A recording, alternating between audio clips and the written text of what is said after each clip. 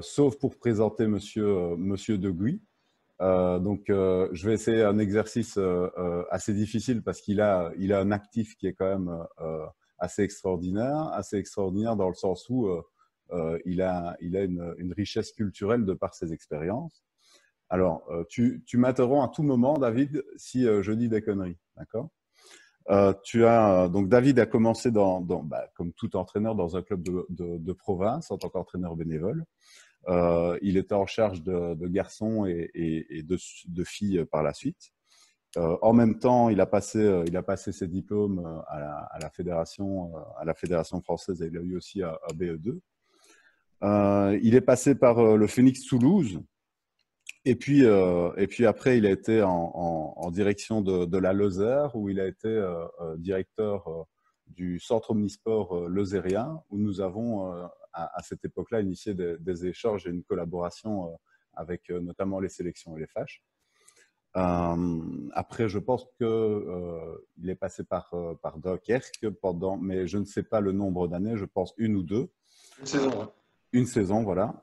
Et puis tu es retourné à Mende en tant que directeur, mais qui peut se qualifier d'un pôle comme un pôle espoir, donc toujours omnisport, mais avec en charge le scolaire et le sportif, donc le double projet des athlètes.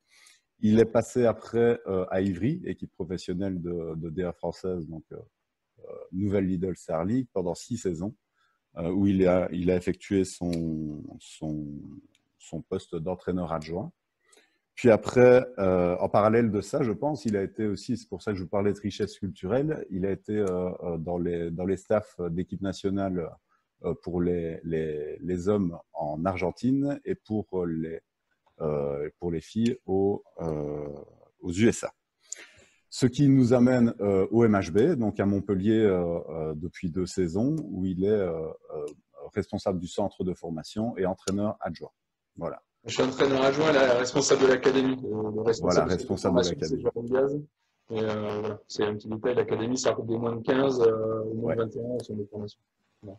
Ça marche. Bon, vous voyez quand même que son actif est assez large et donc je ne serai pas plus long et je me réjouis d'écouter David sur son intervention. Maintenant, écoute, je te cède la parole. Merci et bienvenue. Merci. Ouais, il a oublié une étape importante, c'est que j'ai eu la chance d'avoir Guy en formateur aussi pendant mon BE2, donc c'était aussi une chance. Voilà. Déjà, bonjour à tous. Merci beaucoup pour votre présence. Pour moi, c'est un grand plaisir de pouvoir intervenir auprès de vous ce soir.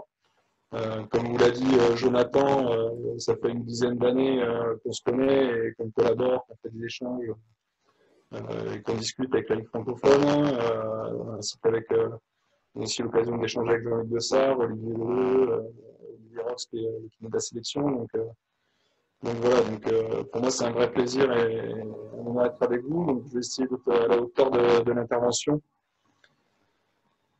Donc je vais vous présenter le gardien de but. Donc on va partir directement sur la pratique de terrain. Et ensuite, on essaiera de revenir sur des choses, on va dire, un petit peu plus théoriques.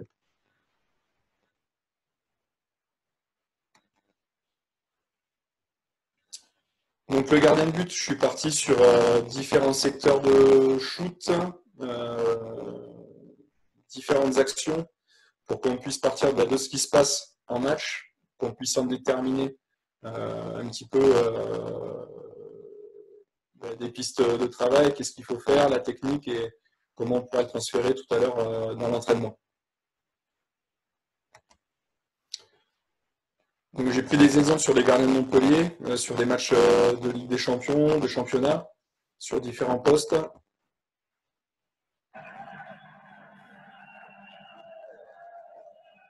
Donc là, on va être que sur des shoots d'aile, sur des situations qui vont être multiples.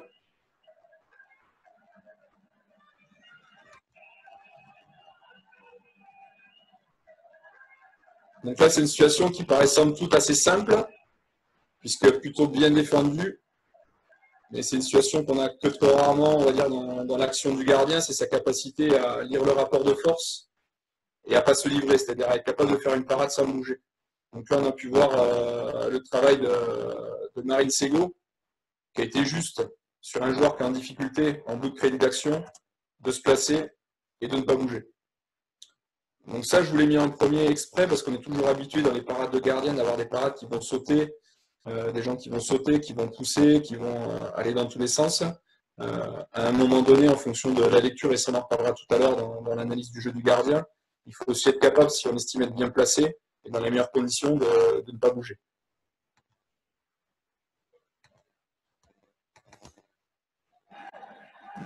Donc une autre action. Donc, ce coup-ci, ça va être Valero Rivera ici.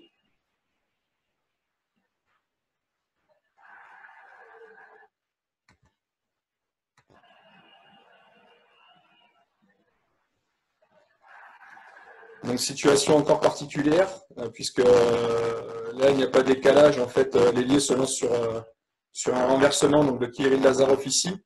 Donc le gardien est dans son espace prêt à recevoir un shoot d'arrière. Il va être obligé de se placer, de se déplacer, et va avoir un petit temps de retard. Voilà. Malgré tout, malgré ce temps de retard, son premier objectif est de se placer. Et au moment du pied d'appui, de pouvoir être équilibré pour regarder.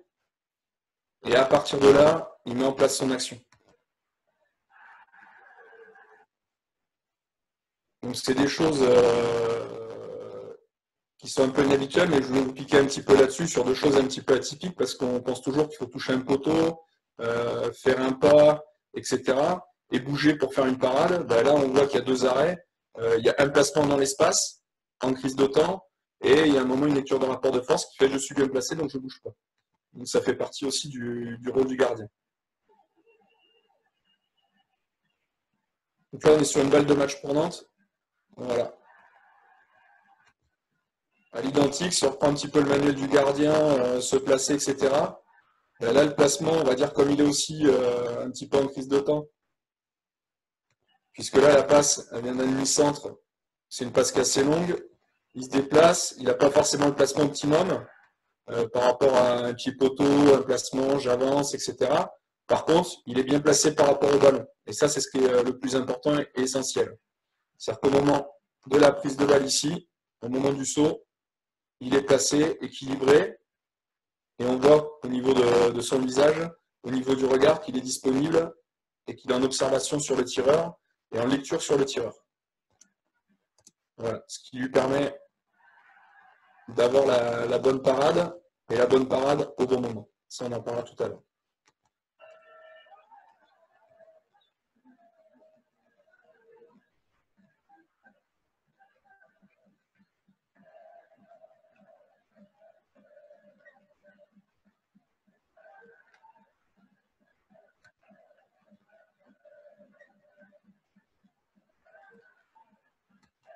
Donc là, on est sur une fin de montée de balle, comme vous pouvez le voir.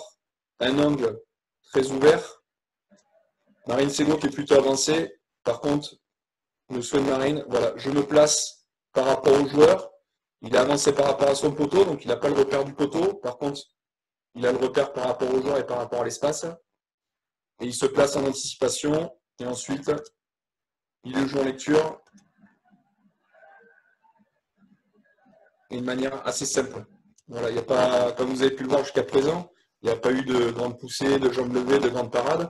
Par contre, il y a eu une position bien placée par rapport au ballon, un équilibre, et ensuite une lecture sur le tireur et une parade en fonction du jeu en lecture sur le tireur.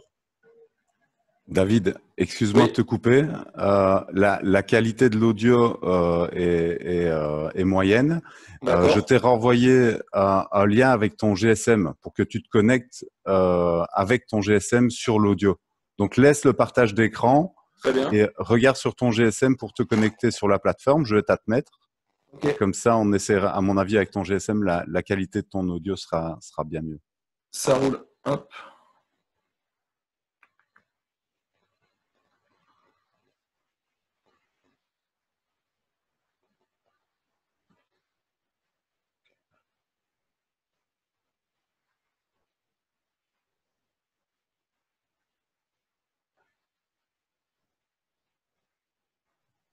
Ok, parle un peu, David. C'est bon là? Non, toujours. Qu'est-ce Toujours. que ça Bah donne écoute. là? Attends, je vais un- me connecter avec mon casque sur le GSM pour voir si ça peut fonctionner un petit peu mieux. ouais. Mais à mon avis, c'est un souci de connexion, donc on n'aura pas mieux, pas mieux pour Là, qu'est-ce que l'intervention. ça donne? Oui, un peu mieux. C'est un petit peu mieux? Ouais, ouais, ça D'accord. marche. Ok. Merci, hein. Alors, ce que je vais faire comme ça, sinon je vais pas t'entendre si tu veux intervenir. Et au niveau de l'image, ça donne quoi? Là, tu es en pause. Ouais, je suis en pause. Ouais. Ouais, ouais. Non, c'est bon. On voit ta Ok, souris. d'accord. Ça marche.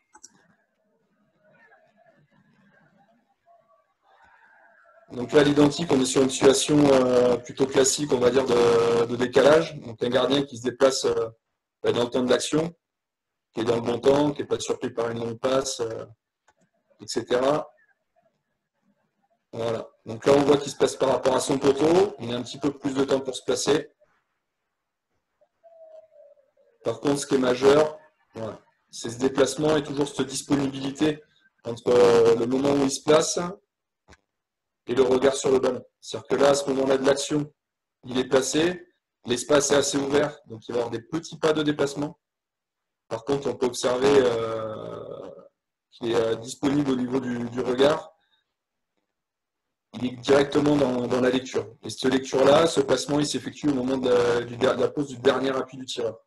Donc à ce moment-là, il n'est plus dans son placement, il est déjà dans son duel avec l'ailier.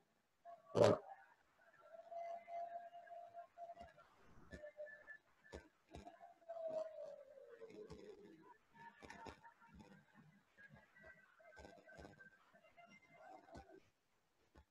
Okay. Alors là, par contre, j'ai ça qui me gêne. Donc là, on est sur une balle décisive sur Magic des Champions, l'identique, décalage. Ouais. Placement est disponible.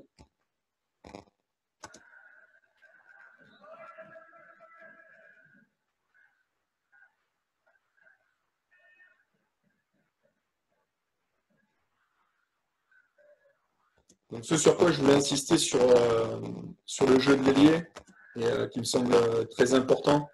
Le 1, c'est la notion de placement. Voilà, toujours sur cette pose d'appui, du dernier appui, le gardien est placé. S'il le souhaite, en fonction de l'angle et du rapport de force, il peut se déplacer pour ajuster sa position.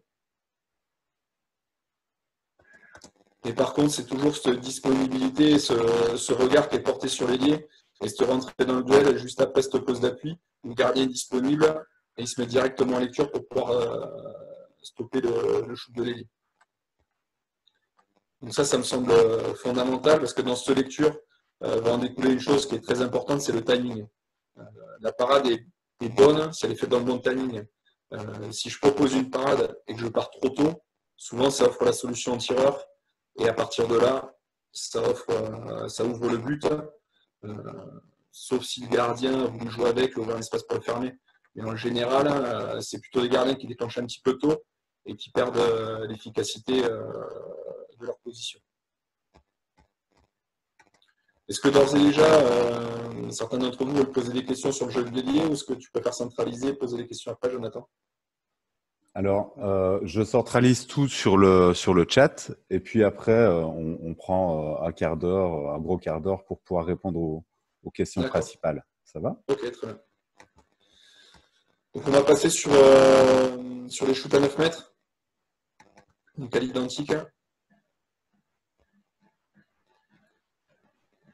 Donc là, on va avoir l'arrière gauche, Calvacanti, qui va arriver au shoot. Donc là, on est sur une course hors secteur. Voilà.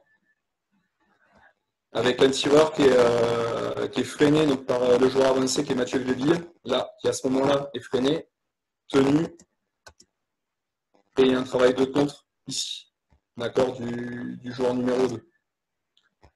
Donc quelques petits fondamentaux au niveau mécanique.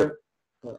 Un joueur qui arrive dans ce secteur-là et qui est tenu par un joueur de ce côté, donc côté épaule opposé du shoot, va avoir tendance à forcer, parce que Beckham Vacanti, et va avoir tendance plutôt à croiser ses shoots.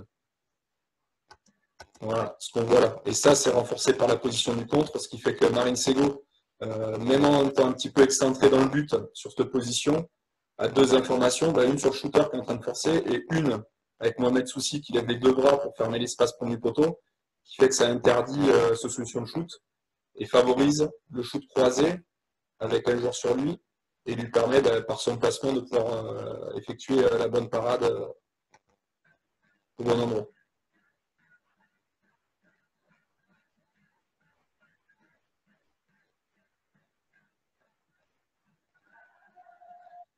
Donc là, un cas un petit peu particulier avec Kirill Lazarov.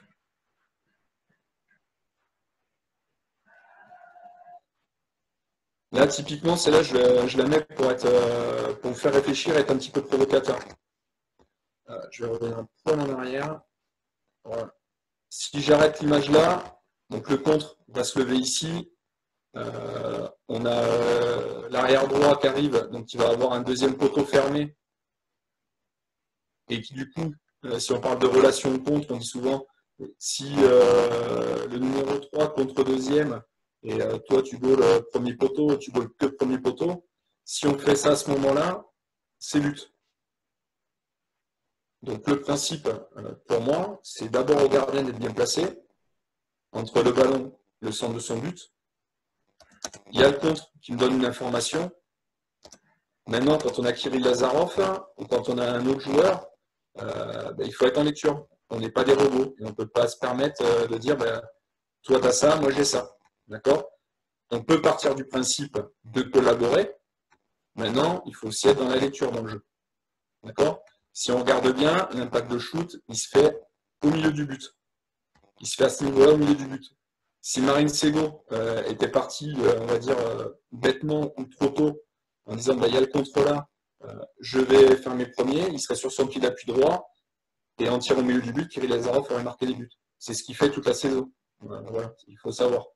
Donc, la relation de contre est importante. Maintenant, la lecture se fait aussi par rapport au tireur et par rapport à la profondeur qu'il y a entre le contre et le tireur. Plus la profondeur sera importante, moins il aura de chance de pouvoir passer son shoot. Là, Lazarov a fait un shoot, on a l'impression qu'il est bon au début, sauf qu'il termine auprès du contre, et ça lui permet de pouvoir contourner le contre au niveau du déclenchement, de tirer à ras du contre, et donc au milieu du but, pour essayer de prendre à contre-pied le gardien. Un gardien classique, pour mettre qui peut gauler comme ça, on peut penser à Wesley Parlin, qui travaille beaucoup avec son contre, parce que Jérôme Fernandez, culture espagnole, on travaille beaucoup le contre, donc je couvre un côté, toi tu couvres l'autre. Là, il serait peut-être parti un petit peu tôt, il aurait peut-être offert ce milieu de but. D'accord?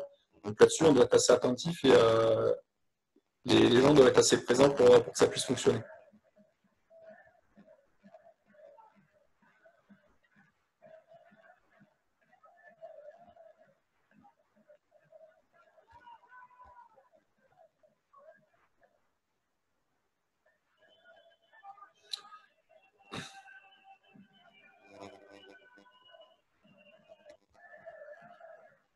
Donc là,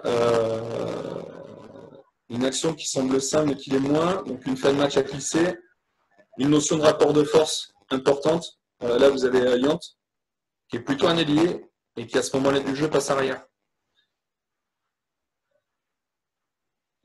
Donc ça, c'est des choses aussi qu'à un moment donné, coach et surtout les gardiens doivent être en capacité de voir. J'ai un arrière de métier ou j'ai un ailier. Donc du coup, les shoots ne vont pas être les mêmes. D'accord? Donc Blasiant n'a pas la capacité de shoot et la gamme de shoot de Duchebaev qui est normalement à ce poste-là. D'accord? Donc à ce moment-là, sur l'action, ce joueur-là est pressé avec une très faible gamme de shoot, donc il est contraint dans son shoot. Donc là, le gardien, à lui toujours, va placer ballon centre de but. On va avoir le placement de Kevin à ce moment-là. Voilà. Donc là, on voit le placement ballon centre de but. On voit que Kevin prend l'information sur le bras shooter et on voit qu'au niveau des appuis, il est plutôt bas. Il a placé ses mains à hauteur de ballon parce qu'on peut penser que ça va être difficile de le remonter. Pour autant, avec les bras placés à mi-hauteur, il est très capable de remonter les bras. Alors s'il a les bras hauts pour les descendre, ça donne plus de temps. Et comme le tir est dans le tunnel, il intervient après lecture au bon endroit. Donc pareil, à l'identique, un tir un petit peu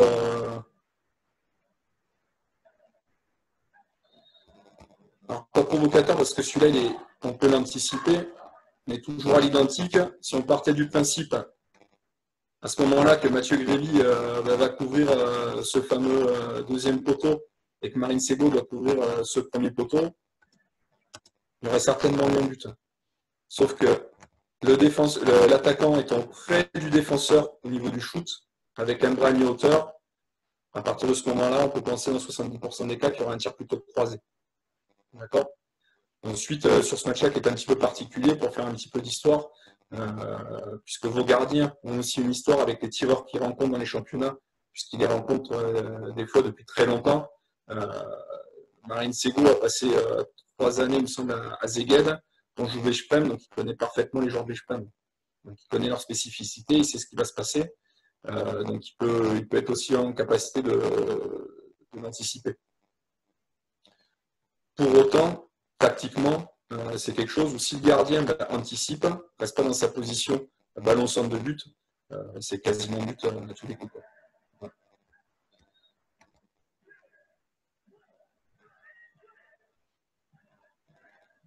Donc là, il va y avoir 2 tirs de Bilic.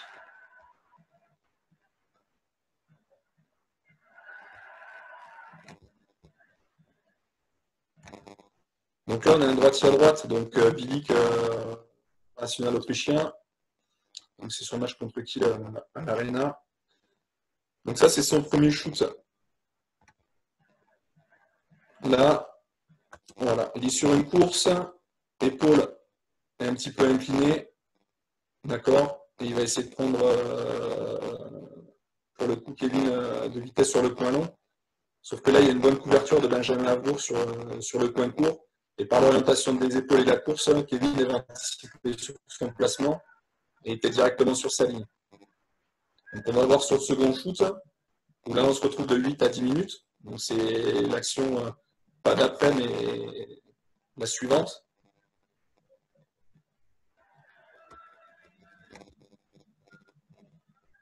Il est revenu sur un de ses spéciaux, duel, et comme on l'a vu tout à l'heure, shoot derrière le compte.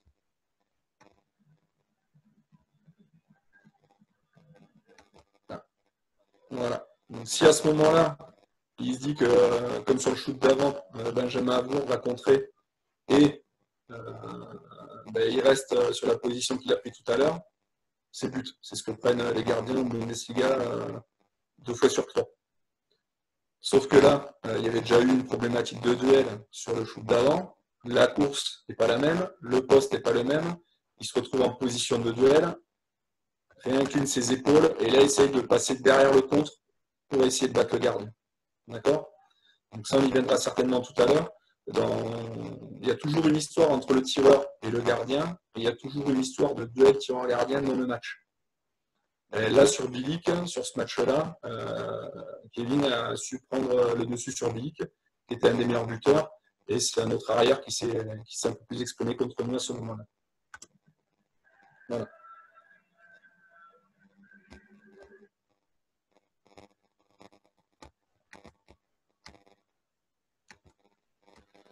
Donc je vais venir à l'intervalle extérieur, qui est un intervalle toujours difficile et un petit peu critique à gérer, puisque c'est l'intervalle où on prend souvent des pénaltys, des 2 minutes. C'est un espace qui est difficile à apprécier pour les arbitres, qui est difficile à défendre correctement pour nous.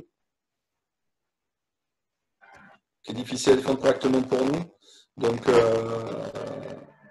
c'est important qu'on puisse faire un point là-dessus.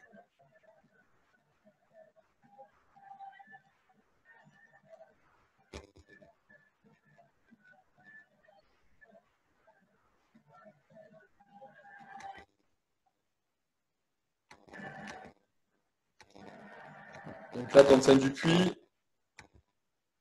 Donc, jeu dans l'intervalle extérieur. Par contre, pas jeu direct en course droite dans l'intervalle extérieur. Jeu dans l'intervalle extérieur avec un petit duel sur Valentin, intérieur-extérieur. Ce qui fait qu'il se retrouve dans l'action sur un appui il me semble. Hop.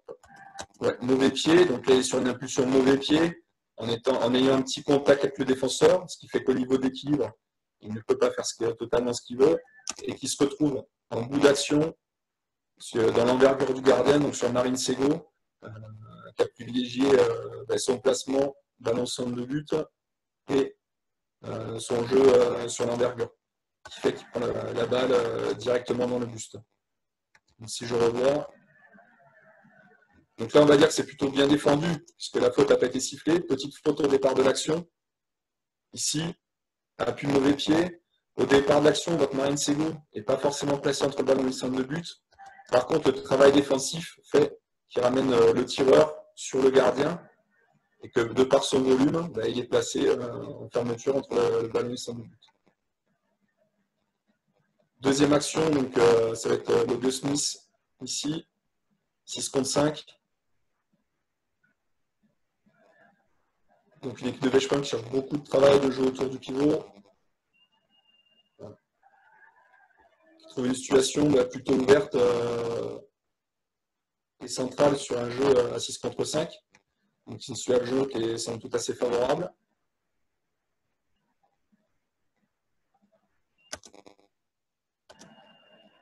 Donc à l'identique de tout à l'heure, un saut mauvais pied. Ça, on va reparler sur l'aspect biomécanique. Là, pas beaucoup de vitesse, un saut mauvais pied. Donc là, un gardien, Marine Ségaud, qui part du centre du but et qui se fait tout petit. Donc elle a les deux bras le long du corps et qui s'est fait tout petit. Donc on voit qu'il y a beaucoup d'espace autour de Marine Ségaud, beaucoup d'opportunités de shoot.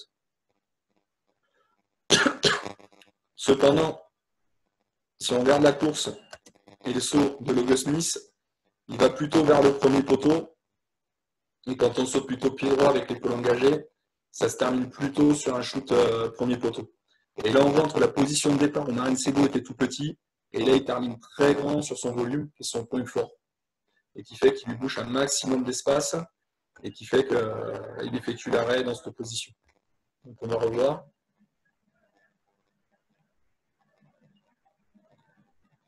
Donc, une course plutôt fermée avec un saut vers le premier poteau, une épaule engagée, un saut qui est opposé, qui va plutôt favoriser un tir croisé, un gardien tout petit et qui termine très grand pour pouvoir effectuer l'arrêt. Et là où c'est important, c'est la collaboration par contre, à savoir si le numéro 1 est bien fermé ou pas. Parce que 2 fois sur 3, le numéro 1 est bien fermé, coupe en zone, et on va prendre un penalty. Donc, toute la question, c'est de savoir si on veut faire tirer l'ailier, faire tirer l'arrière.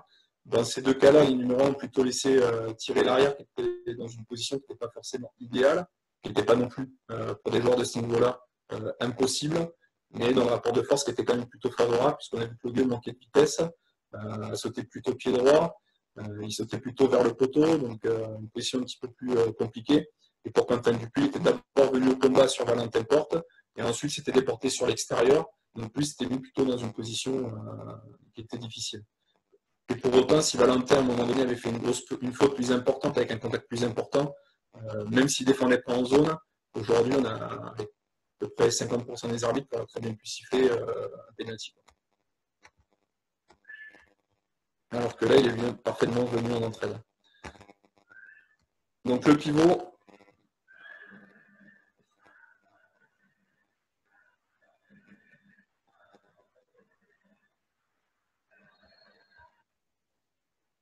donc la situation aussi particulière, mais il faut être capable de le gérer et être attentif.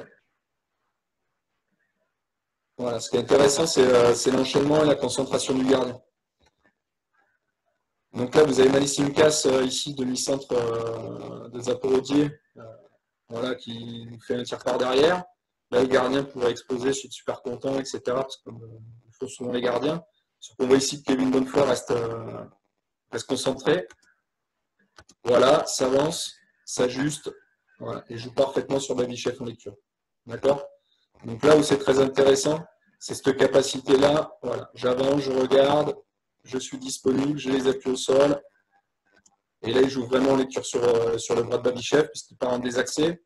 On pourrait penser avec la charge du défenseur qui va plutôt tirer ici, Sauf que son bras était resté de ce côté-là, il n'a pas les accès pour passer de l'autre côté.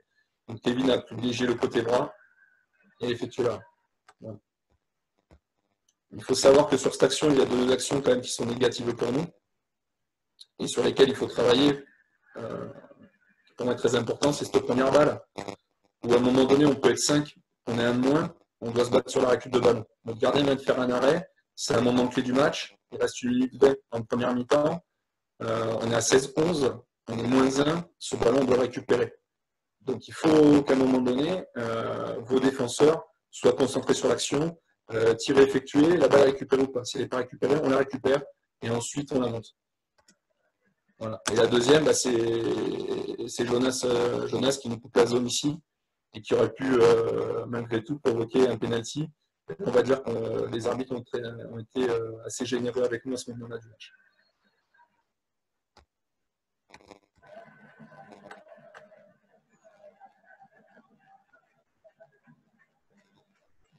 Donc, toujours jeu au pivot.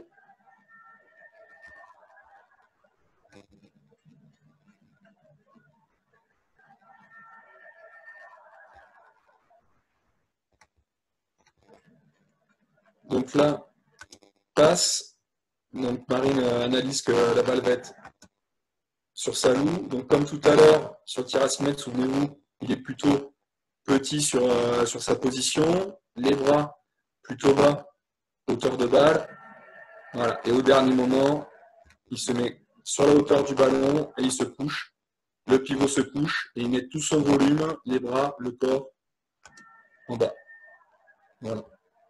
Ça fait partie vraiment des basiques du jeu du gardien sur pivot. Être capable de s'avancer pour fermer deux l'angle, être en lecture. Et là, c'est la petite touche que rajoute Marine, c'est sa capacité à se faire tout petit pour ensuite faire travailler toute son envergure.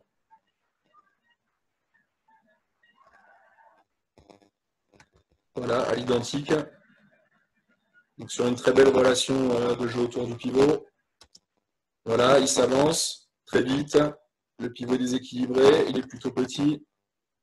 Et au dernier moment, là, il est en poussée et part à dissocier, où il va chercher plutôt de côté droit.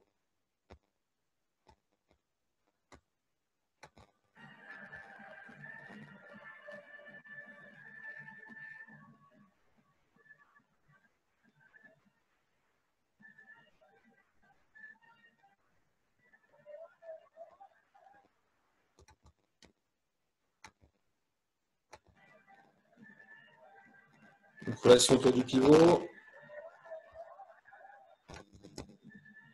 Donc, la particularité de l'action, le pivot attrape la balle, bout de bras, et a très peu de temps pour attraper, monter, shooter. Il peut quasiment pas monter, d'accord? Parce que le ballon, il attrape vraiment du bout des doigts, la balle est loin. Là, il va être obligé de tirer vite. Et c'est ce qu'il fait. D'accord? Donc là, il faut être capable, dans le rapport de force, de pouvoir identifier entre un pivot qui a du temps, qui va attendre de monter, de me fixer, de désaxer, et un pivot qui va devoir tirer vite. D'accord? Donc là, l'identique, on voit Marine, donc il monte très vite, il se fait petit, voilà, il fait encore pareil toute son envergure, et il joue en parade du côté du ballon.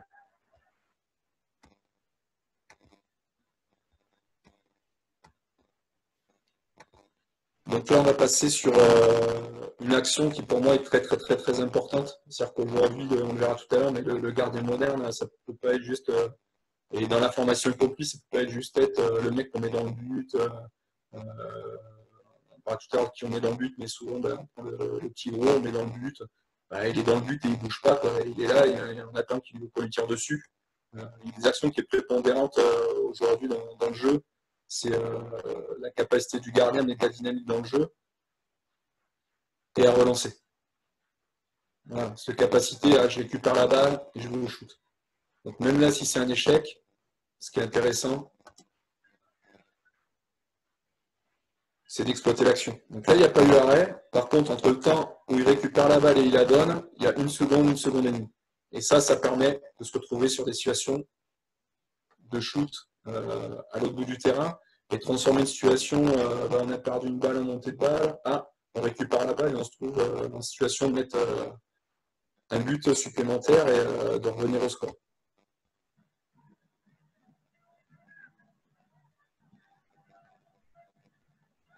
Donc à l'identique ici, balle récupérée, voilà.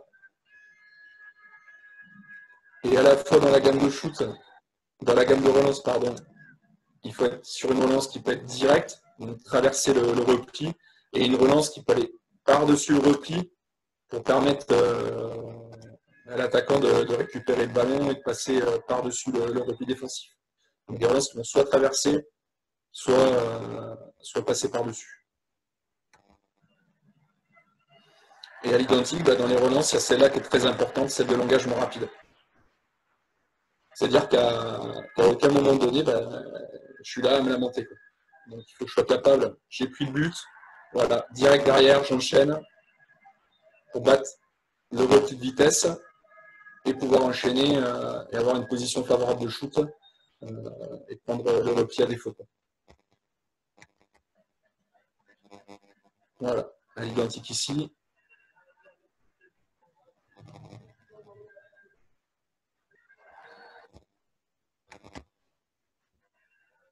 Je prends le but, je vais la chercher, je la relance direct, et derrière, on peut exploiter une situation et mettre tout de suite la pression à l'adversaire. Donc ça, c'est vraiment, vraiment très, très, très important.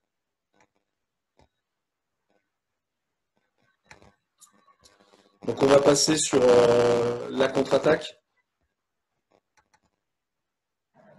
Donc là, j'ai pris 2 contre-attaques avec 2 repères assez simples, assez clairs.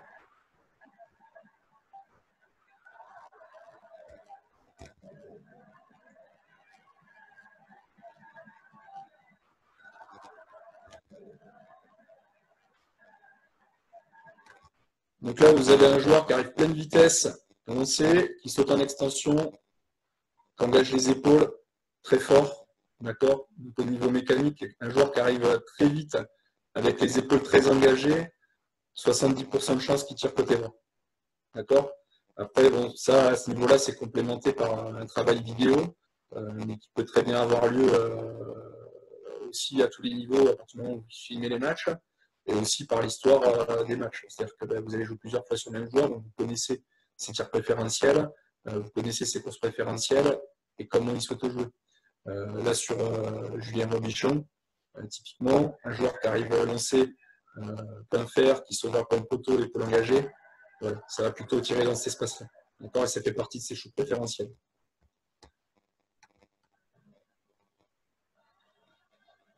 Là, on est sur Ekberg, international suédois, joueur de kill, top buteur.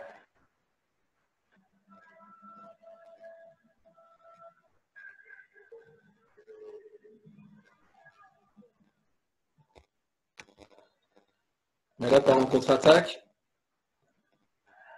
contrairement aux joueurs de Nîmes qui arrivaient plein fer, très concentrés, là, on a l'impression qu'ils se relâchent un petit peu dans le shoot. Et au niveau de l'information qu'il donne au gardien, elle est assez claire. Là, voilà. C'est-à-dire qu'il engage un poil l'épaule, sauf qu'il laisse son épaule légèrement décalée à ce moment-là. Et puis du coup, comme il se relâche, il ne va pas croiser, il ne va pas mettre beaucoup d'énergie dans le shoot, donc il engage un tout petit peu, il reste plutôt les épaules face et il donne un faux gardien qui va tirer tout droit. On va bien le voir sur l'image de dos.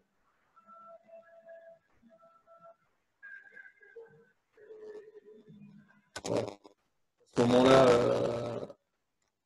ce moment-là de l'action, avec les épaules placées comme ça, le bras placé ici, il est obligé de tirer tout droit. Donc là, Kevin est parfaitement placé, et après, il a joué en lecture, il essaie de couvrir le maximum de surface avec son corps.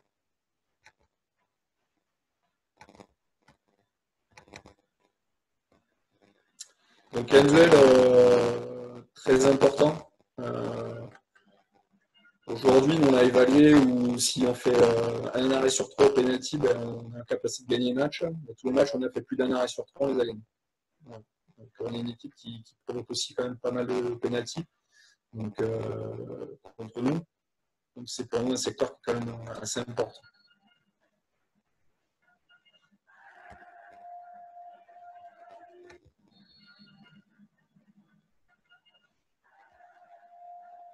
Donc là, il y a une histoire dans ce duel. Il y a eu un premier shoot de Valero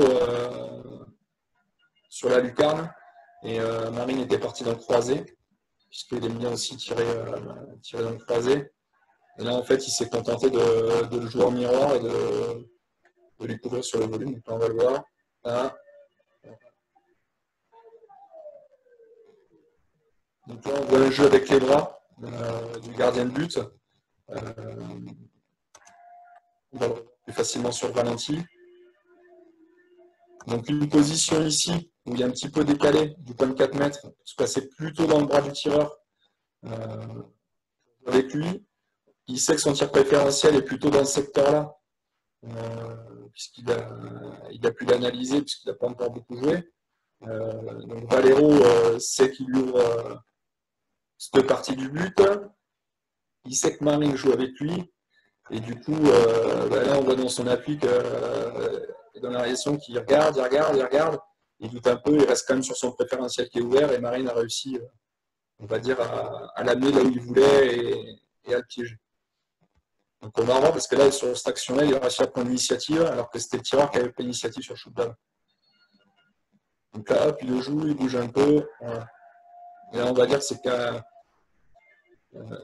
c'est pas Marine qui a décidé, mais il a quand même forcé à réfléchir et il a quand même bien influé dans le duel sur le shoot. Donc là, Michael Guillou et Nicolas Portner, deux joueurs qui se connaissaient très très bien. Voilà. À l'identique, il y a eu un jeu de dupes entre les deux qui a été très intéressant.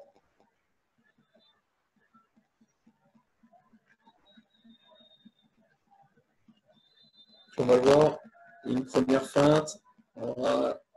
Hop, et il ramène.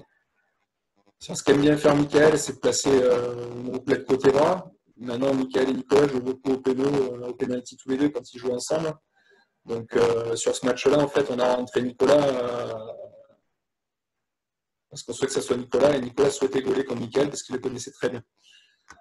Donc là, on va voir que Nicolas va feinter le côté bras, il va lever une jambe côté bras pour lui ouvrir les accès, qui est le deuxième shoot préférentiel, voilà, et pouvoir y aller dessus. Et on s'aperçoit qu'au moment du désaccès, Mika va sur des accès, mais il voit que Nicolas s'en rend compte.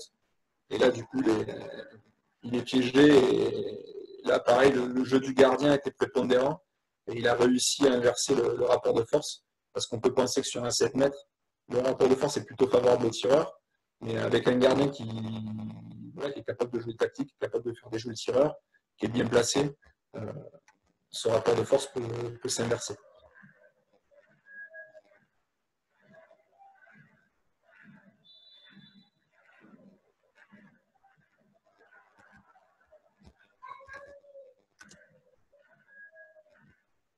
Donc match à Kissé, à Guinagaldé.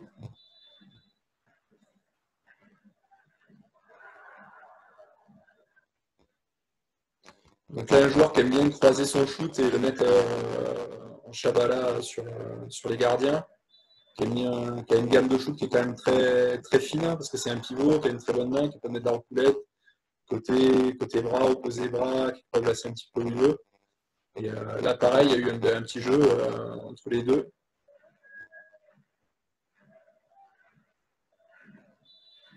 Voilà. Je marche dans ta feinte, je te montre, je baisse un petit peu mon bras, et à l'arrivée, je laisse mon bras placé. Alors les tireurs sont pas naïfs, hein, vous allez voir ce tireur aussi, c'est Morito, de gauche, ouais, Morito. S'il tire à cet endroit-là, et au-dessus de l'épaule, c'est qu'il y a une raison, c'est qu'aujourd'hui, il y a 80% des gardiens qui vont avoir les bras très hauts et qui vont baisser les bras. Donc ils font une feinte, les gardiens baissent les bras et ils passent le ballon dessus. Aujourd'hui, un des points forts de Kevin Bonnefoy, c'est de ne pas bouger ses bras. C'est aussi simple que ça, c'est d'être placé et de résister à ses feintes et de résister à ce jeu de je baisse mes bras. Voilà. Donc, pareil, là, il n'a pas beaucoup bougé, mais par contre, vous pouvez voir qu'au niveau corporel, c'est quelqu'un qui est très volumineux, qui est très costaud. Donc, du coup, l'espace à couvrir, c'est pas comme tout à l'heure, vous avez pu voir Marine, qui se faisait tout petit, il se faisait très grand. Là, Kevin, il est placé, il fait bloc.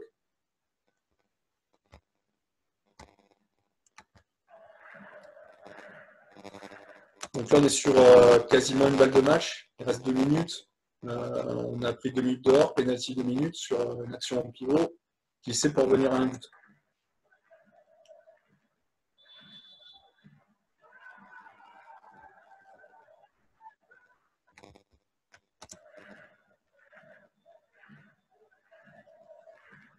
Donc là, contexte, comme je vous l'ai dit, très important. Donc ça aussi, il faut en tenir compte dans le contexte du match par rapport au shooter. C'est-à-dire qu'un shooter sous pression, dans un contexte, va revenir sur ses shoots préférentiels, quel que soit le poste, etc. Aguina Galdé, c'est un joueur qui a une expérience énorme, que ce soit avec l'équipe d'Espagne, il a gagné plusieurs Coupes d'Europe avec différentes équipes, etc. C'est un joueur qui a une expérience énorme et qui est capable de sortir des shoots que ne sortiraient pas d'autres joueurs à un moment donné. Là, par rapport à la position du gardien, on a vu tout à l'heure, Kevin était ici au premier, là il est un peu plus reculé, d'accord, il a fait le choix de reculer un peu plus, parce que c'est pas un joueur qui va shooter forcément très fort, mais c'est un joueur qui est plutôt technique dans son shoot. Donc si je laisse plus de distance, j'ai un tout petit peu plus de temps pour réagir. Et j'ouvre pas, et du coup, ça peut lui couper aussi une option de lob, puisque s'il se met à 4 mètres, il est très capable de lui passer une balle au lob. Donc là, en le jouant, après on en a rediscuté, c'est qu'il le joue plutôt sur une roulette inverse. Donc il a feinté sur un levé de jambe et il a vite fermé sur un shoot direct. C'est-à-dire qu'Aguina Galdé, là, s'est fait un petit peu. Ouais, il a regardé, hop, il avait la jambe, il avait décidé de shooter vite. Et là, on va dire que c'était favorable au gardien de but, qui dans l'histoire du jeu de 7 mètres, là je vous ai montré 3 7 mètres, il y en a un quatrième où il a pris le but. C'était le shoot d'avant entre Aguina Galdé et Morito, mais sur les 4 derniers pénaltys du match, il en sort 3. Et on gagne le match là-bas. Donc ça a été un des faits de jeu les plus importants. Et dans la période où était joué le match de Clissé, donc c'était au mois de novembre, c'est une victoire à l'extérieur avec des champions qui a valu très cher pour la suite du championnat. Donc aujourd'hui, ce jeu de 7 mètres, ce jeu en lecture, cette capacité à jouer, à faire déjouer le tireur, ce jeu un petit peu de dupe, c'est quelque chose à essayer de développer chez nos gardiens. Et ce qu'il faut développer aussi, c'est cette capacité, a pu faire Kevin à un moment donné, à ne pas baisser son bras, à ne pas donner d'opportunité. Ou si je donne une opportunité, comme a fait Marine sur le premier shoot sur Valero Rivera, c'est je t'offre ton shoot préférentiel, t'hésites, je te fais hésiter, et tu shootes et je vais le fermer. D'accord. Donc c'était capacité à rentrer dans le duel et à rentrer dans ce duel aussi psychologique, clairement.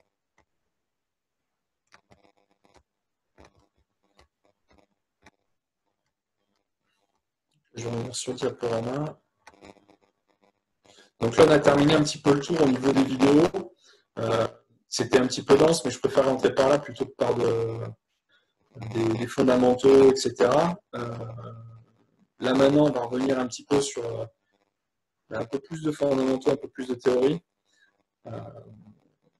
Je fais assez simple, hein. L'investibilité réside dans la défense. L'art de la guerre, Sun Tzu, 6e siècle avant Jésus-Christ, donc on n'a rien inventé. Je pense que parmi vous, certains sont peut-être plus adeptes de l'attaque, certains d'autres plus de la défense. Mais avec l'équipe de France, quand on a eu un Thierry Meyer, alors qui pendant des années nous a fait un grand nombre d'arrêts, on n'a pas eu trop à se soucier, on a eu moins à se soucier de notre efficacité en attaque, puisqu'on avait un petit peu plus de crédit d'action qui était offert par l'efficacité de Thierry Meyer dans son but. Donc une phrase aussi d'un Montpellierin d'adoption qui a formé de nombreux gardiens, qui a fait un grand travail à Montpellier et qui a bossé aussi avec Guy pendant des années, Branko Karabatic. Je partage complètement son point de vue, c'est que le gardien de but est le seul joueur qui peut faire gagner un match à lui tout seul. C'est-à-dire que Thierry Meyer, à un moment donné, il a fait gagner des matchs à lui tout seul. Et quand un gardien est bon et, comme on dit, est en chaleur, c'est le joueur qui fait basculer le match. Une autre citation de Nicolas Nedev, qui était l'entraîneur de l'équipe de Roumanie dans les années 60-70, du temps où le mondial se jouait tous les 4 ans, le gardien de but, c'est 60% de l'équipe, je ne m'occupe que de lui. Je crois que c'était au Bleu avec toi, Guy, où on avait pu voir des images en noir et blanc d'entraînement sur le mondial en France de l'époque, où Nedev en fait était d'un côté, s'occupait que des gardiens, où il y avait Cornel Peignou, notamment dans les buts, il s'occupait que de Cornel, et les 2 autres gardiens, et de l'autre côté, les joueurs s'entraînaient tout seuls à répéter leur schéma tactique, à tourner, etc. Et lui s'occupait que des gardiens pour avoir justement essayer d'avoir cette invincibilité qui va apporter quand même 4 titres de champion du monde. Alors, qui mettent dans le but? et qui mettons-nous dans le but? Donc ça, c'est vraiment le grand débat. Moi, je ne suis pas trop gêné pour en parler, parce que j'étais gardien et gardien par défaut à la base. C'est-à-dire que je faisais partie de la catégorie des petits gros qu'on mettait dans les buts. Donc, des mecs sans qualité, a priori sur le terrain, parce qu'on avait d'autres mecs avec plus de qualité pour jouer. Donc, il faut quelqu'un pour jouer dans le but, donc il faut quelqu'un à sacrifier. Donc, j'ai fait partie un petit peu de ces sacrifiés, mais qu'on a la volonté aussi d'y aller, qu'on trouvait du plaisir. Donc, il y a deux choix. C'est soit on essaie de mettre un joueur lambda en espérant qu'il ait la motivation. Et j'ai discuté il n'y a pas longtemps avec Yoann Ploquin, ça s'est passé un peu comme ça aussi. Il s'est retrouvé dans le but et puis ça a gazé tout de suite. Et il a fait une carrière qu'il n'aurait peut-être pas fait sur le terrain ou dans un autre sport. Et qui mettons-nous dans le but? Branko Karabatic avait tendance à dire le meilleur athlète. Et là, on parle d'athlète. C'est-à-dire que pour être dans le but, on parle de qualité athlétique, on parle aussi de certaines qualités géniques. Il faut être dissocié, il faut être capable d'être explosif. Aujourd'hui, avec le jeu à 7, le gardien doit être en capacité à rentrer et à sortir du but à plusieurs reprises, y compris sur le 56, pour pouvoir amener un joueur supplémentaire en attaque. Donc, il doit être amené à faire des allers-retours, à sprinter, à se positionner dans ce but, à être relâché et à pouvoir enchaîner. D'accord ? Après, si vous voulez gagner des matchs en jeune, peut-être que votre meilleur joueur va vous marquer 5-6 buts, faire quelques passes, mais peut-être que si vous laissez un petit peu dans le but, c'est aussi le mec qui va fermer le but, parce qu'il est plus intelligent, parce qu'il sait, parce qu'il voit les choses, il comprend les choses, parce qu'il lit, et qui va permettre de faire plus d'arrêts et peut-être de créer des vocations. Donc à un moment donné, c'est aussi à voir qui on peut mettre dans le but. Voilà. Donc une petite diapositive pour essayer de synthétiser un petit peu le travail du gardien. On parle de dernier défenseur, moi je parle d'abord de premier défenseur, parce que pour moi c'est le premier joueur du repli. Et ça c'est très important. Une règle simple, un défenseur qui sort de la zone, qui heurte un contre-attaquant, c'est carton rouge. Si le gardien de but est en dehors de la zone au moment où on a la balle en attaque, il est considéré comme un attaquant. S'il est sur une 9, s'il est à 10 mètres, il est considéré comme un attaquant. Bien sûr, évidemment, ça c'est la règle. Si c'est un attaquant, s'il y a choc, il y a contact, il n'y a pas carton rouge. Faut-il encore que le corps arbitral ait vu le gardien en dehors de la zone au moment du départ de l'action et ne considère pas que le gardien sort de sa zone. Mais normalement, il n'y a pas de carton rouge à ce moment-là. Donc, premier joueur de repli pour intercepter, pour dissuader. Ça, c'est très important. Ok, il y a carton rouge, mais à un moment donné, à nous aussi de les faire travailler, de les rendre intelligents pour dissuader les passes, faire hésiter le contre-attaquant pour qu'il ne prenne pas la balle, ou intercepter le ballon. C'est des choses qui s'apprennent. Un gardien qui sait bien le faire va peut-être intercepter 4, 5, 6, 7, 8, 10 ballons pour peut-être prendre un carton rouge. D'accord ? Peut-être. Voilà, donc à mon avis, il y a déjà une piste de travail de ce côté-là, et ça rend déjà le travail du gardien, ça responsabilise un petit peu plus, et ça rend le travail du gardien un petit peu plus attrayant, puisqu'il fait partie du repli, et que pour le coup, on va replier avec un joueur supplémentaire. Son premier duel, le plus important, on en a parlé notamment sur le tir de l'aile, un petit peu sur le tir d'arrière, et bien sur le tir de pivot, son placement. Un gardien même placé, aujourd'hui, c'est 80% du travail. D'accord ? Donc ça, c'est vraiment fondamental. Et ce triangle, l'image est importante. C'est plus le tir est loin, je vais me placer, ballon, centre de but, c'est loin, donc je ne vais pas être très précis. Plus il va se rapprocher, notamment les pivots, les ailiers, plus il faut que je sois précis sur mon placement avec le ballon. Plus le tireur est proche, plus je dois être précis dans mon placement entre le ballon et son but. Voilà.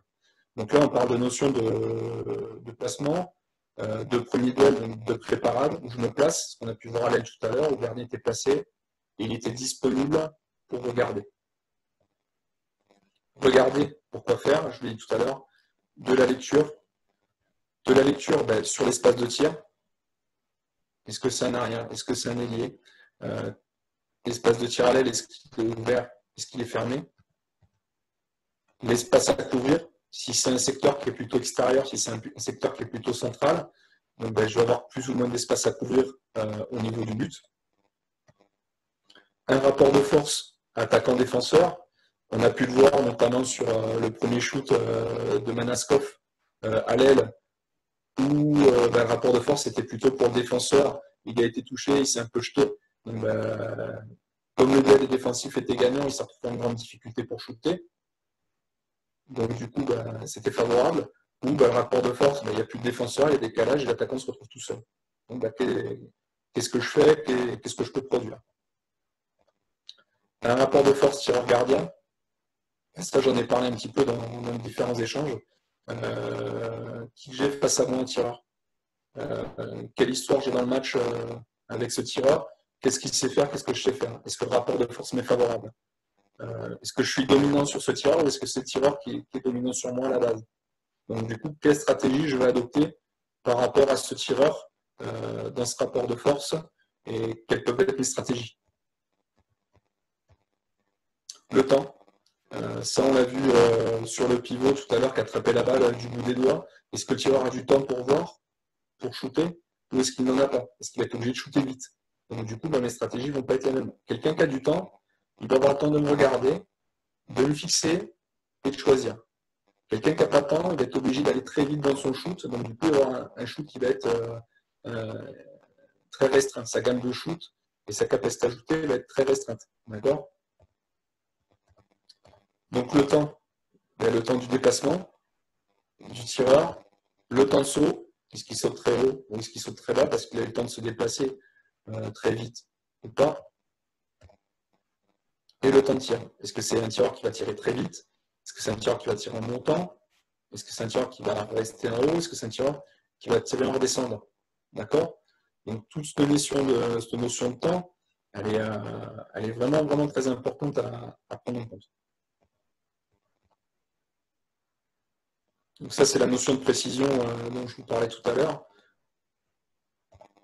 Voilà. Et le deuxième duel, donc on va y venir avec la parade. Donc pour moi, 3 propositions sur les parades.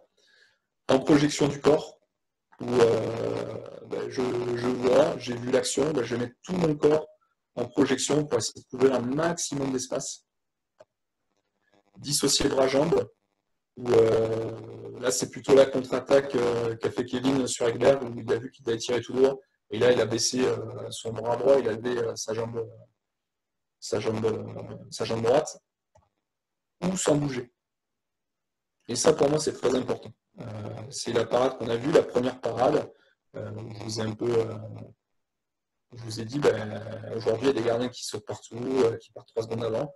Aujourd'hui, si je suis bien placé, que je suis dans le bon espace et au bon moment, j'ai quand même énormément de chances que le tireur me tire dessus. Pourquoi je vais bouger? Pourquoi je vais ouvrir un espace alors que ce joueur-là va me tirer dessus? Ce qu'a très bien fait Marine sur Manascov, sur ce tir extérieur. Et ce que font très peu de gardiens. On a tous des images de gardiens qui sont très très bien placés et qui vont bouger parce qu'à un moment donné, ils sentent l'obligation d'agir pour arrêter le ballon. Je peux aussi arrêter le ballon en acceptant que le ballon me vienne dessus.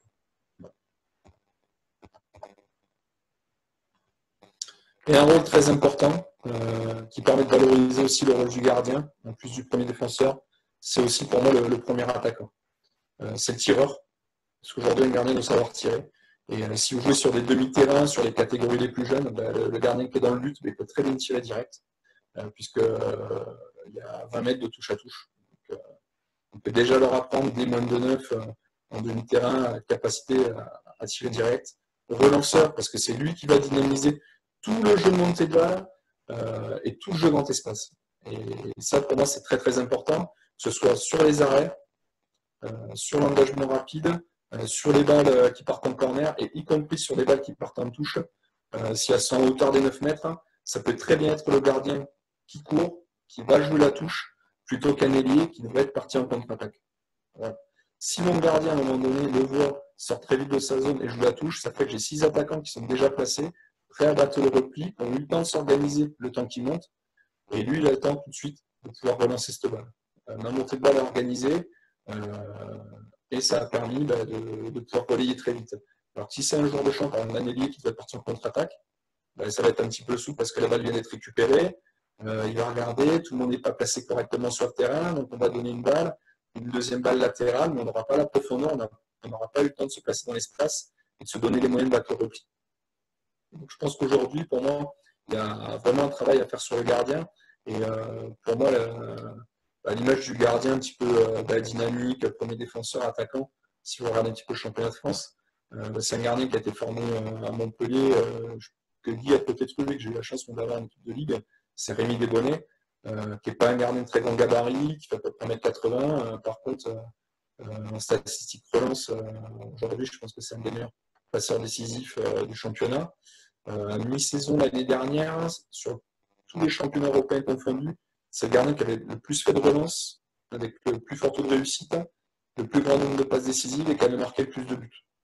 Donc voilà, donc quand on a des ailiers qui sont très contre-attaquants, très offensifs, avoir un gardien lanceur, c'est important. Et c'est bien qu'il soit là pour dynamiser. Et à l'identique, j'ai marqué accompagne la montée de balle. C'est pas juste que je la donne, c'est je peux la donner au demi ou à l'arrière et sortir pour soutenir la montée de balle. Si jamais à un moment donné, il y a besoin de passer en soutien parce que je n'ai pas pu la donner de haut. Donc il a un rôle vraiment prépondérant dans tout ce jeu je passe de la défense à l'attaque et ça passe de l'attaque à la défense en tant que premier défenseur. Donc on en a parlé tout à l'heure, je reviens quand même dessus, le placement dans le but. Là on voit que Marine, par son placement au point de 4 mètres sur le pénalty, fait quand même pas mal d'angles. Pour moi, dans la formation du jeune gardien, c'est la base. Si je suis bien placé, je vous ai dit 80% de chance d'arrêter le ballon. Donc, bien placé dans le but, c'est quoi? C'est entre le ballon et le centre du but. Il faut que j'arrive à me repérer, savoir où est mon but, savoir où je me situe dans l'espace en étant devant une cible. C'est pas tout le temps facile. Maintenant, il y a des repères devant vous, il y a des repères de ligne, il y a un point de 4 mètres. Souvent, il y a plein de lignes par terre, terrain de basket, terrain de badminton, etc. Ça permet de donner des repères et de savoir où est-ce qu'on est placé. Donc, il y a déjà un gros travail de placement avant de savoir où est placé mon poteau. Souvent, on voit des gardiens qui touchent leur poteau et qui s'excentrent du centre de but et qui ouvrent tout un espace au shooter. Le poteau, il tient tout seul, le but aussi. Un mode d'apprendre à me placer dans l'espace, c'est un repère, mais ça ne doit pas devenir une canne. Quoi. Ça ne doit pas devenir quelque chose où il faut que je touche mon poteau, sinon je ne suis pas bien. Quoi. Je suis bien placé à partir du moment où je suis entre le ballon et le centre de but. Donc, pour moi, il y a un gros travail de fond qu'il y a à faire là-dessus. Le deuxième travail, pour moi, est sur la lecture. Aujourd'hui, si je dois prendre un modèle de gardien complètement atypique qui est dans la lecture, qui n'est pas du tout dans la technique, je vous citerai peut-être Envetor, le gardien de l'équipe d'Allemagne, qui est beaucoup en anticipation, qui est beaucoup dans le jeu, mais qui est aussi dans la lecture, alors qui n'est pas du tout technique comme les modèles qu'on peut avoir de gardiens yougoslaves, très bien placés, les mains, les appuis, très propres techniquement, comme peut l'être Nicolas Portner chez nous, qui est un gardien qui est vraiment très très propre techniquement, mais qui par contre est plus en lecture dans le jeu. Et ça permet dans la formation du gardien d'être partir des caractéristiques de votre gardien et pas de lui imposer un modèle. Dire il faut que tu aies les bras là, il faut que tu fasses ça, etc. Chaque gardien a sa biomécanique, donc a sa motricité propre. Chaque gardien a ses problématiques. Par contre, lui apprendre à jouer et à lire va lui peut-être ouvrir l'opportunité de créer sa biomécanique le plus efficace. D'accord? Est-ce qu'il faut les bras placés avec les mains au-dessus de la tête? Est-ce qu'il faut les mains devant les yeux? Est-ce qu'il faut les mains en bas? Aujourd'hui, moi je travaille 6 ans avec François Chapon, qui est un gardien qui a fait toute sa carrière à Évry, qui a fait une très belle carrière en première division. Il a commencé avec les bras tendus au-dessus de la tête parce qu'il avait Lukic avec lui dans le but, qui a gagné Hugo.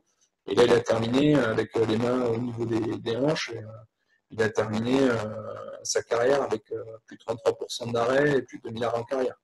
Donc il a évolué aussi avec les tireurs. Il a évolué avec pas mal de choses. Par contre, c'est un gardien qui avait une grande plasticité, qui avait une grande capacité d'adaptation, parce qu'il avait fait un gros travail moteur.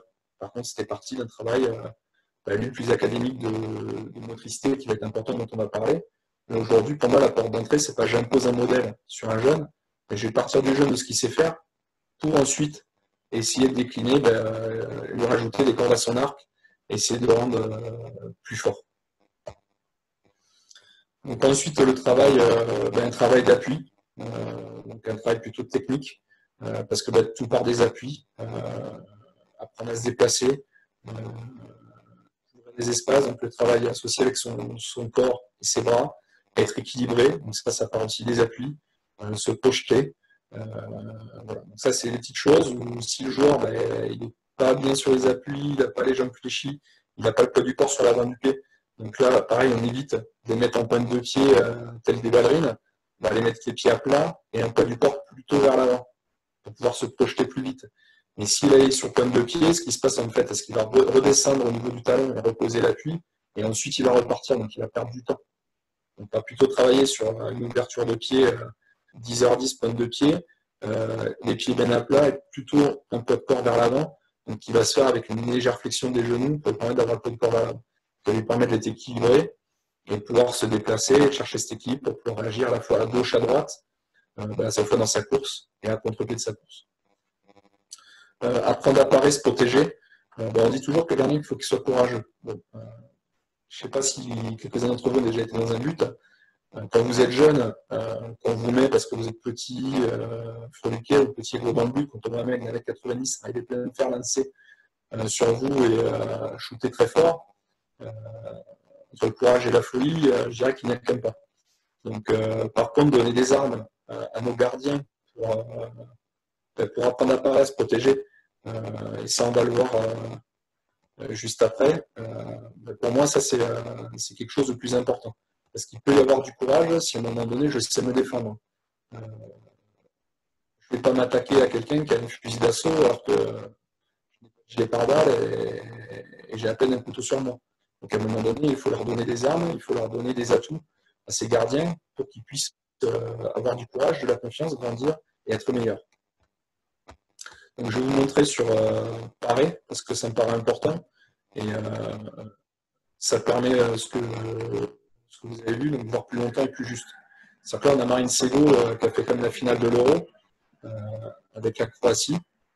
Et là, on a Elohim Prandi qui est un des meilleurs shooters de la ligue avec un shoot très puissant. D'accord, si c'est pas le plus gros bras aujourd'hui de la LNH, c'est un des plus gros bras. Aujourd'hui, Marine, dans sa gamme, il a ça. C'est-à-dire qu'il se déplace. Là, voilà. Il avance, il couvre. Par contre, il part avec ses bras, il s'est fermé. Voilà. C'est-à-dire qu'on pourrait dire, ah, mais si je suis là, ben, je peux le prendre sur moi, l'accepter. Mais là, vu que ça arrivait quand même sur le tronc, à hauteur de visage, mais il a aussi cette capacité de fermer avec ses bras, de parer et de se protéger. Et avoir cet aspect-là en plus, c'est très important. Et ça faisait partie très longtemps du travail que faisait Branko Karabatic avec les gardiens de Montpellier, les gardiens de son autre formation. C'est-à-dire qu'ils étaient assis par terre, ils avaient les mains au sol, ils leur tiraient dessus au niveau du visage, ils étaient au point de pénalty, ils étaient dans le but, ou un petit peu avancés. Ils avaient les mains au sol et devaient arrêter le ballon le plus près possible du nez avec leurs mains. Ils devaient apprendre à attraper la balle et arrêter le ballon le plus près possible du nez pour accepter le ballon qui arrive et être capable de l'arrêter. Voilà. Apprendre à parer, ça permet quoi? Et voir longtemps. Et voir longtemps, ça me permet quoi? Ça me permet d'agir juste. Ça me permet de bien lire l'action, d'agir juste. Parce que si je suis là, je regarde et j'ai peur, je vais tourner la tête, je ne prends plus d'infos. Et là, quand tu regardes tourner la tête, il y a une chance sur deux de la prendre à plein visage. D'accord? Donc si je vois longtemps, je suis capable de me protéger, je vois longtemps, j'ai du courage, je lis, j'agis. Et j'essaye, à ce moment-là, ça m'offre l'opportunité d'agir plus juste. Donc, comme je vous disais tout à l'heure, maîtrise de l'espace et du temps, pour moi, c'est vraiment la clé. C'est un petit peu la base aussi de celui-ci, c'est-à-dire que la maîtrise de l'espace, c'est de placer au bon endroit, pour faire le bon espace avec le bon travail d'épaule. Et la maîtrise du temps, c'est partir au bon moment. Si je suis dans le bon espace, mais que je m'enfuis ou que je pars trop tôt, j'ouvre le but et j'offre l'opportunité. Donc, ça, c'est vraiment les deux clés, l'espace et le temps.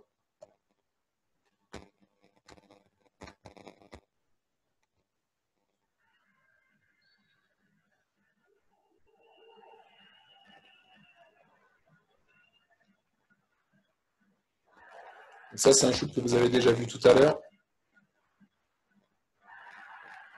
Donc ça, c'est caractéristique, hein, un grand espace, il y a du temps, donc il y a une couverture premier poteau qui a été plutôt bien faite. D'accord?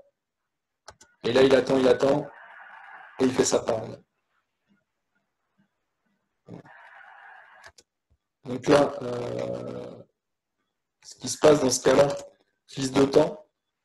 Là, j'ai vu sur un gardien à tous les niveaux. Quand on a une prise de temps comme ça, sur un match, il reste 30 secondes, c'est une balle hyper importante. C'est une balle pour nous pour revenir à égalité.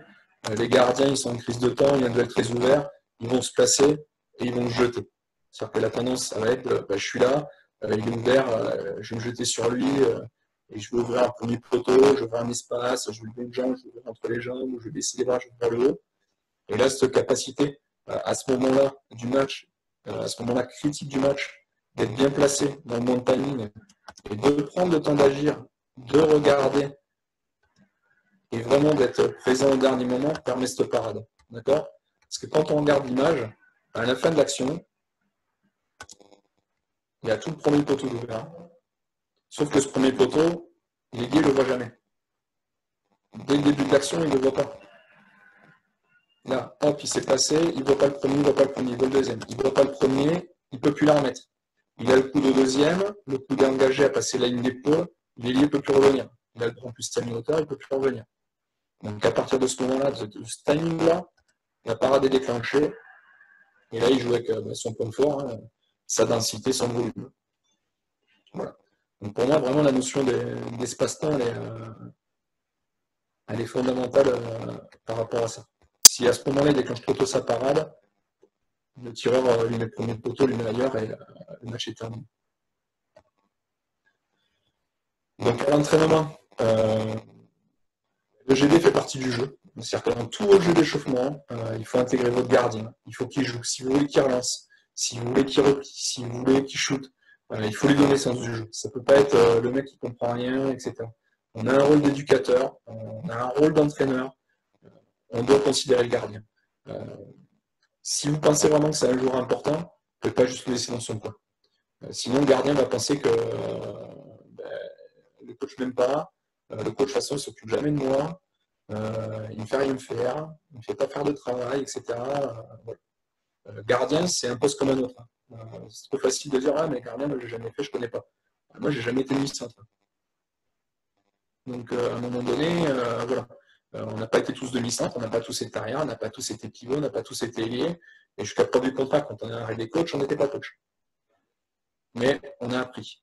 Donc, à un moment donné, faire travailler le gardien, c'est partie des choses qu'on est tous en capacité d'apprendre. Donc, s'il fait partie du jeu, faites-le participer. Tous les jeux d'échauffement, les gammes de passe. Si on veut qu'il apprenne à lancer, il faut qu'effectivement, il soit très bon dans la passe. Il peut être y compris intégré dans les situations de jeu. Je reviens sur Rémi Desbonnets, qui est au centre de formation Montpellier, il joue aussi sur le terrain national. Par contre, il participe aux situations de jeu parce qu'il y avait 3 gardiens. Donc, en moins de 13, en moins de 14, en moins de 15, on peut très bien l'intégrer. Rémi, il est intégré à partir de 18 ou N1, mais il était dans des situations où il défendait, des moments où il attaquait. Voilà. Donc, il participait à tout ça. Donc, aujourd'hui, ce n'est pas culturel. Pour nous, c'est plus facile de le laisser et de se faire tirer dessus et de se laisser se faire allumer. Maintenant, je pense qu'il faut qu'on change vraiment notre fusil d'épaule, qu'on soit beaucoup plus dynamique par rapport à ça, pour aussi pour positiver le rôle du poste, qui est un rôle très important, et pour les rendre plus acteurs aussi du jeu. Voilà. Et l'objectif des GB, c'est dans toutes les situations. C'est-à-dire qu'à un moment donné, vous pouvez très bien le faire participer à tout. Je reviens sur une construction de séance, on va dire classique. Quand on réfléchit à une construction de séance, il y a ce que je veux voir en attaque. Voilà. Quand je fais une séance d'attaque, qu'est-ce que je veux voir en attaque? Les comportements attendus en défense. Est-ce que c'est une défense qui est plutôt alignée, une défense qui est plutôt tagée, une 1-5, une 0-6, une 3-3? Est-ce que je veux travailler plutôt sur le secteur central, sur le secteur extérieur? Derrière, en point de 3, c'est quoi les objectifs de mon gardien? Si je travaille à l'attaque d'une 0-6, secteur central, qu'est-ce que j'attends du placement de mon gardien? Qu'est-ce que j'attends du jeu de mon gardien à ce moment-là dans cette situation? Et qu'est-ce que j'ai mis en lien avant dans l'échauffement du gardien, peut-être dans un travail de lien que j'ai mis en place, on va venir après, ou dans les jeux avant pour préparer le gardien ça. Je joue l'attaque d'une défense 3-3, je sais que je vais avoir plus de shoot peut-être intérieur de pivot ou de joueurs qui traversent à 6 mètres. Qu'est-ce que j'attends de mon gardien sur un tir à 6 mètres central? J'ai une défense étagée, je l'attaque sur un temps fort du 2 minutes pour trouver des décalages aux ailes. Je vais avoir des décalages aux ailes. Qu'est-ce que j'attends de mon gardien à ce moment-là du jeu? Qu'est-ce que je peux exiger de lui? Qu'est-ce que je peux attendre de lui? comment je peux l'intéresser. D'accord? Donc ça, il y a une vraie réflexion à avoir par rapport à ça. Elle n'est pas très compliquée. Si vous avez déjà la réflexion sur attaque, qu'est-ce que je mets en place en défense comme comportement, et derrière, vous mettez les comportements du gardien, qu'est-ce que vous attendez. Et déjà, ça va vous permettre de vous intéresser au gardien. Donc, à minima, pour moi, dans une séance et dans toutes vos séances de handball, il doit y avoir un travail de gamme de motricité hors échauffement de gardien. C'est-à-dire que si vous avez typiquement, si vous avez des gardiens, il y en a un qui travaille, qui est dans le but, etc. Il y a un petit travail de motricité qui est à faire à côté, avec balles de tennis, avec échelle, etc. Si vous n'avez pas le temps de vous en occuper, et c'est naturel parce que vous êtes tout seul dans la salle avec 20 joueurs, vous avez 20 personnes, dans votre temps de préparation, vous préparez une petite fiche au gardien avec quelques exercices. Vous pouvez trouver ça sur Internet, vous pouvez préparer vous-même vos exos, vous préparez une fiche et vous lui donnez la fiche, vous dites voilà, aujourd'hui, toi, tu as des exos à faire, voilà, dans tel exo, tel exo, ça c'est l'échauffement, ça c'est entre les situations, ta gamme d'exercices, c'est celle-là. Voilà. Alors ça va peut-être vous prendre au début peut-être 1 heure en pré-saison ou à un moment donné pour préparer cette fiche, mais peut-être que dans cette fiche, si vous avez des exercices, à chaque entraînement, vous en sélectionnez 3 et vous dites voilà, cet entraînement-là, tu fais ces 3 exercices-là. Et il a du travail à faire pendant l'entraînement en autonomie. À tous les entraînements, le deuxième point pour moi qui est important, si vous avez un gardien qui relance, moi je vois trop souvent que les gardiens relancent, ouais, mais mon gardien il n'est pas bon. En même temps, il n'est pas prêt à faire de passe, on ne fait jamais relancer à l'entraînement. Il est là pour faire la cible, pour essayer d'arrêter des ballons, pour faire travailler les tireurs. Donc c'est pas possible. Donc, dans tous les travaux, y compris l'échauffement gardien, le gardien peut faire une parade, il arrête à donner, il la relance. Hop, il attrape, il la relance. Okay, donc il y a plein de jeux aujourd'hui, il y a plein d'exercices qui peuvent permettre à votre gardien d'être sur l'enchaînement, parade, relance, déjà dans son travail de gamme. Okay, parce qu'on parle bien de ça. Apprendre à faire une passe, c'est bien, mais le plus important pour le gardien, c'est l'enchaînement entre je fais ma parade et je fais ma relance. Donc qu'est-ce qui se passe? Je fais la parade, ballon par où, je prends l'info sur mes partenaires où est-ce qu'ils se déplacent. Pendant ce temps-là, je cours récupérer le ballon, je prends l'info sur le partenaire, je récupère la balle et je relance. Donc là, déjà, il y a énormément de travail là-dessus. Et pour ça, c'est à chaque entraînement. Et le point crucial, hein, c'est le travail de placement et de déplacement de but. Ça, pour moi, c'est les 3 fils rouges qui doivent être permanents à tous les entraînements que vous avez. Et le travail de placement, de déplacement dans le but, ça part de l'échauffement gardien pour qu'il ait le temps de travailler correctement et que vous puissiez l'accompagner en correction. C'est-à-dire qu'aujourd'hui, pour nous, club de haut niveau Montpellier, il est impensable aujourd'hui d'avoir des gardiens performants si on ne fait pas travailler l'entraînement, si on n'est pas avec eux. Vous allez dire, oui, ils sont 2. OK. Par contre, il y a un moment où il y a l'échauffement gardien, c'est que pour eux, et il y a des situations particulières que pour eux, sur des tirs extérieurs, sur des situations, et on est 20-30 minutes sur eux. À un moment donné, quelqu'un qui représente 60% de l'équipe, on peut au moins y consacrer 30 à 40% de notre temps sur une séance d'entraînement. Voilà. On dirait oui, mais il y a beaucoup de monde, il y a des tireurs, les joueurs ils n'arrivent pas à attraper le ballon. Peut-être, mais ils peuvent être aussi en autonomie, faire des jeux, faire des passes, etc. Et on peut se mettre du côté du gardien.